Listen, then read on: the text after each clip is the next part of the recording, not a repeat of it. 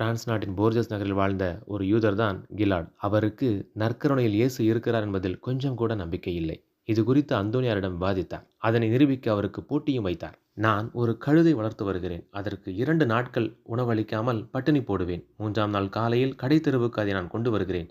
நீர் உம்முடைய நற்கருணையை கொண்டு வாரும். நான் ஒரு புறத்தில் கழுதைக்கான தீவனத்தை வைக்கிறேன். மறுபுறத்தில் நீர் நற்கருணையை வையும். கழுதை தீவனத்தை விரும்பாமல் நற்கருணையின் பக்கம் திரும்பினால் நான் அவரை முழுமையாக நம்பி ஏற்றுக்கொள்கிறேன் என்றார்.